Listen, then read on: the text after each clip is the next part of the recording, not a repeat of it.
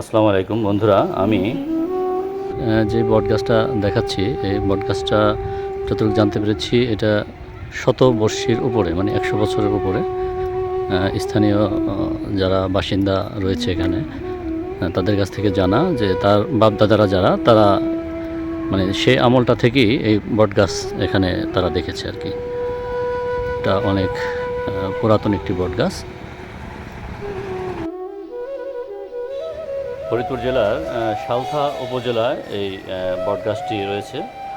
আপনারা যদি কখনো সালথা উপজেলায় ঘুরতে আসেন তাহলে সালথা উপজেলার জয়ঝাপ গ্রামে এই শত বছরের পুরনো এই বটগাছটি দেখতে পাবেন। আসলে এখন অনেক পুরনো গাছগাছালি দেখা যায় না, কারণ বিভিন্ন কারণে গাছগাছালি কাটা পড়ছে। এই জায়গাটার নাম কি? এটা হলো জয়জাপ। জয়ঝাপ। জয়ঝাপ কি এলাকার নাম? এলাকার নাম, গ্রামের নাম না? আপনার পিছনে যে একটা বট গাছ রয়েছে, তো এই বট গাছটা কেমন বয়স হতে পারে? এটা বলতে হবে না, অনেক পুরানো গাছ, মুরব্বরা বলতে পারে না আমাকে। মানে আপনার যারা বাপ দাদা ছিল তাদের আমলে, তাতে কেমন হতে পারে মোটামুটি? তারপরে 100 উপরে হবে বয়স। 100 বছরের উপর হতে পারে।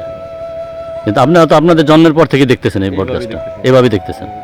কি কোনো কালে এটা মনে নেই। আপনার কি নাম? গোবিন্দ মানে গোবিন্দ মানব।